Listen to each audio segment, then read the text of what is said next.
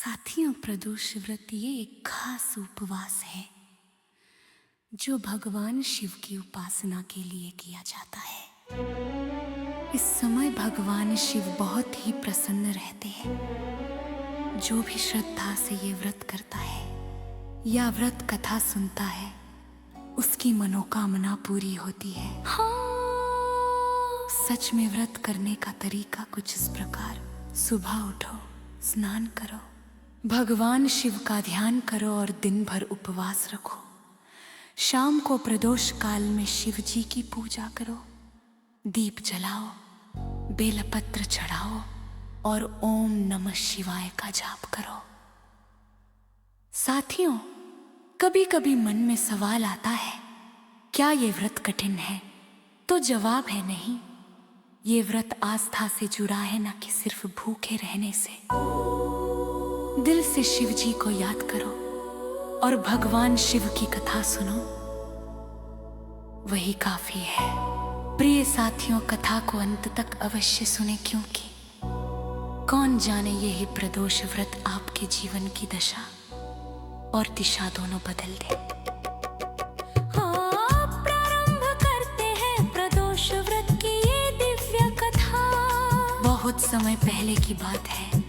एक युग था जब गांव के धूल भरे रास्तों पर हर सुबह सूरज की पहली किरणें एक ऐसे बालक की नींद दौड़ती थी जिसका नाम किस्मत ने शायद कभी लिखा ही नहीं था। वो था नील। उसका जीवन मानो जन्म से ही दुर्भाग्य की गहरी खाई में धकेल दिया गया था। हर सुबह नील एक सूखी रोटी के टुकड़े और एक घूंट पानी की उम्मीद में उठता था, पर अधिकतर उसे खाली पेट ही रहना पड़ता था। उसकी झोपड़ी गांव के बाहरी छोर पर टूटी फूटी हवा और बारिश से बेपरवाह बस किसी तरह खड़ी थी, जैसे वो खुद जीने की एक कमजोर पर टूटी हुई इच्छा शक्ति के साथ। ओ भगवान, अक्सर वो करहाता जब पत्थरों से भरी ऊब खाबर पगडंडियों पर उसका नन्हा कमजोर शरीर ठोकर खाकर गिर पड़ता। उसकी हड्डियों में दर्द की एक लहर दौड़ जाती और आंखों से आंसुओं की धारा बह निकलती। क्यों? आखिर क्यों? मेरी किस्मत इतनी बुरी है, वो मन ही मन पूछता, पर जवाब में सिर्फ ठंडी हवा की सरसराहट और उसकी हिस्स की सुनाई देती। गांव के लोग वे तो उसे एक अशुभ मानते थे।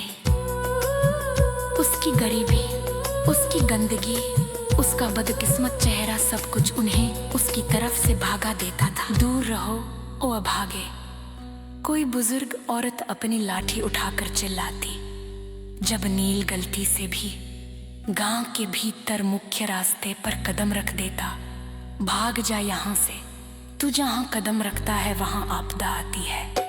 एक किसान अपने बैलों को हाँकता हुआ कहता और उस पर धूल उछाल देता। नील की पतली कमर जो पहले से ही भूख से सिकुड़ी हुई थी और भी झुक जाती।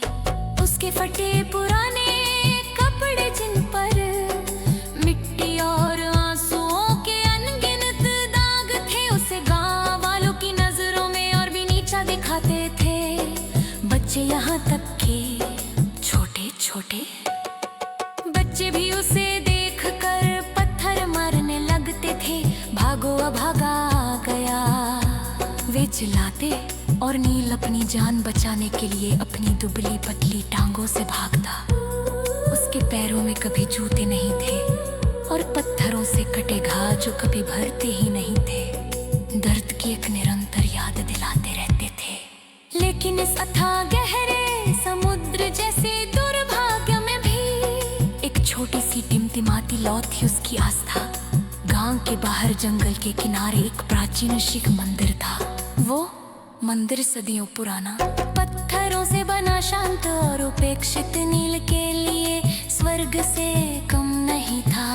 हर सुबह जब गांव वाले उसे भगाते, जब भूख उसके पेट में मरोड़ पैदा करती, तब नील उस मंदिर की ओर दौड़ता। वहां एक छोटा सा शिवलिंग था जो शायद ही कभी साफ होता था, पर नील के लिए वो साक्षात शिव का रूप था। हे महादेव, उसकी आंखें जो अक्सर उदासी से भरी रहती थी, मंदिर में पहुँच कर एक अजीब सी चमक से भर जाती थी। आप ही तो है जो मेरी सुनते हैं, वो हर रोज बिना भूले शिवलिंग पर बेलपत्र चढ़ाया करता था। बेलपत्र वो भी तो आसानी से नहीं मिलते थे। वो दूर घने जंगलों में भटकता, कांटों से भरी झाड़ियों में घुसता, अपनी पतली उंगलियों को जख्मी करता, सिर्फ एक सही बेलपत्र की पत्ती ढूंढने के लिए। कभी कभी बेलपत्र मिलते ही नहीं थे। उन दिनों नील का दिल पुरभाई हो जाता। हे प्रभु, आज गिर ही नील ताई, वो रोते हुए दहता, पर घर भी वो खाली। हाथ ही शिवलिंग के सामने दख जाता, और इतना कौन हुआ था से पार की ना करता। मेरे पास कुछ नहीं है तेरे को, बस महलाई पे हुई श्रद्धा है, जो आप उससे सीधा करने। उसकी आंखों से बहती आंसू शिव, तेरे गिरते और नए कुलत मालो स्वयं शिव। उसकी पिया को महसूस कर रहे हो, जब दिल कदम मिल जाते तो वो उन्हें करीब में सिद्ध होता। पटने फते हुए कमेज से पोछ पर उर्फे घे से अकीन श्रद्धा से देखी पर के शिवलिंग पर बीतने था। हर हर महादेव क्षमता वखीरी से फसफसा था, और बुसे उस क्षण ने वीपनिम शांति का तनुभव फुरता। वट देखोक पदम का दर ना वालू बेदा में सब कुछ पेड़ की बन जाता था। वो जानता था कि कौन तो इस नहीं चाहता, यहाँ इस शाम का मन गरले असले भटा था। ये शिव को सिर समता ही रे, उसी को ठरे है कोटा का दो शिव का दिन आया।